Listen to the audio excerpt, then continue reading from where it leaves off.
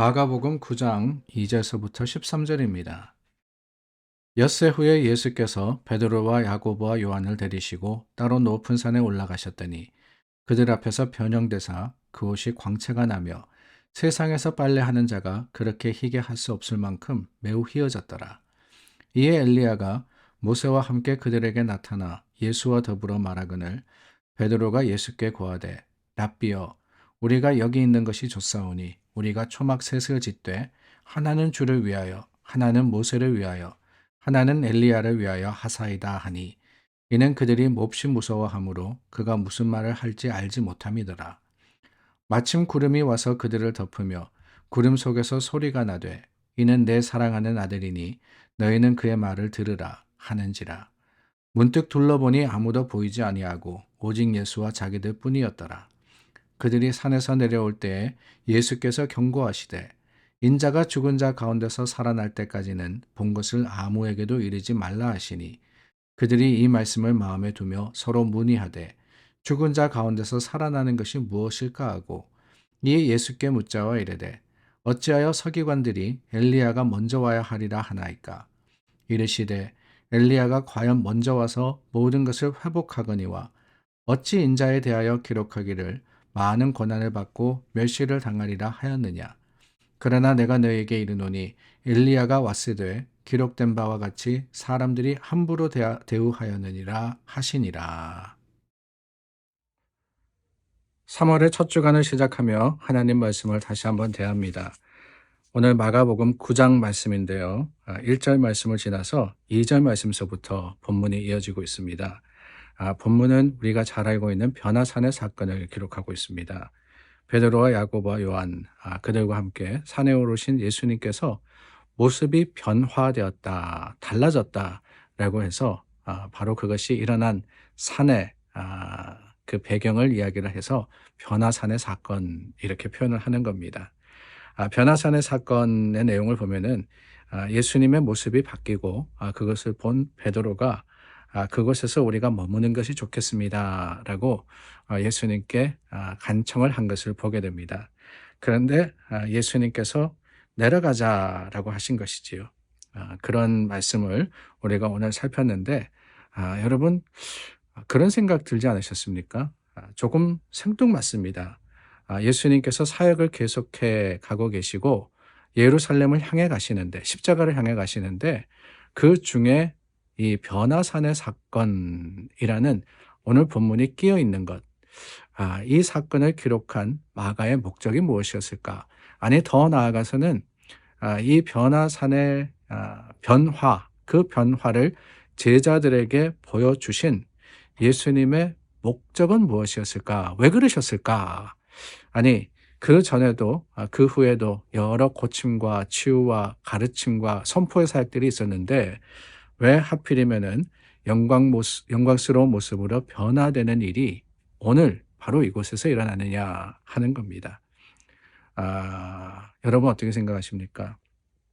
예수님의 변화의 목적이 그 변화 자체가 목적이었을까요? 여태까지는 꾀재재하게 이 어부들 또한 여러 다양한 배경에서 온 제자들과 함께 지내시다 보니까 영광스러운 모습을 보이지 못하다가 이 산에 올라가지고는 한번 멋지게 폼 내야 되겠다. 그렇게 생각하셔가지고 예수님이 변화된 모습으로 보여지셨느냐. 예수님의 거룩하심을 보이기 위해서. 그건 아닐 겁니다. 그렇다면 뭐냐. 여기가 좋사오니 베드로가 그렇게 이야기했으니까 이 변화산이라는 것, 예수님과 함께 있는 것이 얼마나 좋은지, 예수님이 얼마나 멋진 분인지 보여주는 거기에 목적이 있었다라고 생각하십니까? 저는 그것도 아니라고 생각을 합니다. 그렇다면 뭐냐? 마가가 이 사건을 기록한 이유와 예수님께서 변화되신 그 목적이 뭐냐? 영어에 보면은 revelation이라는 단어가 있습니다. revelation. 우리가 잘 아는 단어죠. 요한계시록을 Revelation of John 이렇게 표현합니다.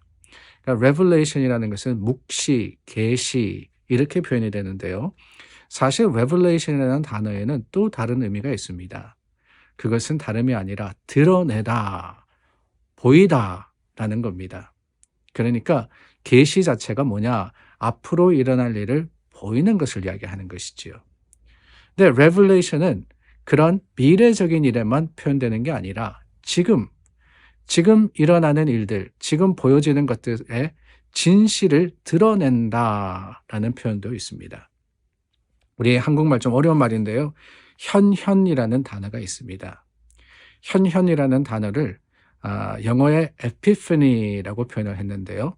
그 epiphany라는 것은 우리가 잘 아는 예수님께서 이 땅에 오신 사건을 우리가 epiphany라고 표현을 합니다.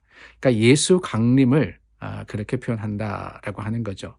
그런데 여러분, revelation이나 epiphany나 혹은 현현, 그 모든 것들을 통틀어서 동일하게 그리고 공통적으로 담겨져 있는 의미는 뭐냐면은 보여준다는 거예요. 드러낸다는 거예요. 뭘 드러내느냐? 다름이 아닙니다. 예수님이 누구시냐라는 것을 드러내는 사건을 우리는 바로 revelation 혹은 현현이라고 표현을 하는 겁니다. 하나님이 이 땅에 오셨다. 하나님이 인간으로 보여주신 사건, 그게 바로 예수 강림의 사건이 아닙니까? revelation이라는 건 마찬가지입니다. 여태까지 우리가 본문을 따라오면서 마가복음을 보면서 예수님께서 제자들에게 이 땅에 오신 목적과 그리고 본인이 누구시라는 것을 드러내는 여러 사건들이 있었습니다. 공생애를 시작하시면서부터 그랬잖아요. 하나님께서 내 사랑하는 아들이다 라고 말씀하셨다 그러고 그것만이 아닙니다. 무리를 걸어서 제자들에게 오신 사건도 있었습니다. 그때 그 사건을 통해서 예수님께서 보여주고자 하는 일이 뭐냐? 아니 왜 생뚱맞게 말씀으로 그 파도와 그리고 바람을 다스릴 수 있다면은 제자들이 바다 한가운데서 어려워 고생하시는 것을 보면서 저 멀리서도 명령하시면은 바다가 잔잔해질 텐데 왜 굳이 무리를 걸어 오시느냐? 다른 게 아닙니다. 본인이 누구시라는 것을 제자들에게 보여주시기 원함이었다는 거예요. 오늘 본문의 말씀도 우리가 그런 의미에서 봐야 되지 않는가 하는 생각이 됩니다. 예수님께서 변하셨다. 예수님이 잘생기셨다. 화려해지셨다. 아니 오늘 말씀과 같이 예수님께서 광채가 나가지고 정말 세상에서 이해할 수 없을 정도로 환해지셨다. 그 자체가 중요한 게 아니에요. 그를 통해서 보여진 것은 다름이 아니라 예수님은 곧 하나님이시다라는 겁니다. 예수님은 하나님이시다. 그래서 7절 말씀에 보니까 구름이 덮고 소리가 나서 이는 내 사랑하는 아들이니 너희는 그의 말을 들으라 라고 했던 거예요. 누가 말씀하신 겁니까? 하나님이 말씀하신 것이지요. 내 아들, 하나님의 독생자 예수님, 그 예수님이 보여진 사건이 변화산의 사건입니다. 왜 그 변화산의 사건이 필요했느냐? 우리는 압니다. 예수님이 하나님이시라는 거, 삼위일체를 고백합니다. 그러나 여러분, 우리가 말씀을 읽을 때 항상 생각해야 되는 건 뭐냐? 그 당시 현장에서의 모습이라는 거예요. 예수님께서 사역을 하셨습니다. 선포하셨습니다. 여러 기적을 일으키셨습니다. 그런데 그럼에도 불구하고 세상 사람들, 아니 제자들의 마음에도 의심이 있었던 거죠. 그것을 보면서 예수님께서 자신이 누구시라는 것을 보여주시는 거예요. 그런데 문제는 뭐냐? 9절 말씀해 보니까 이 일을 아무에게도 이르지 마라 라고 했거든요. 왜 그랬습니까? 다름이 아니죠. 세상 사람들이 믿지 못하니까, 알지 못하니까. 마침내 십자가의 사건이 있고 부활하시고 그런 후에야 그 이후에도 안 믿은 사람들이 얼마나 많았어요. 그러므로 예수님은 본인이 하나님이신 것을 아직은 때가 되지 않았으니까 제자들에겐 보여주셨지만 제자들에겐 또한 선포하셨지만 사람들에게는 알리지 말라고 하셨던 겁니다.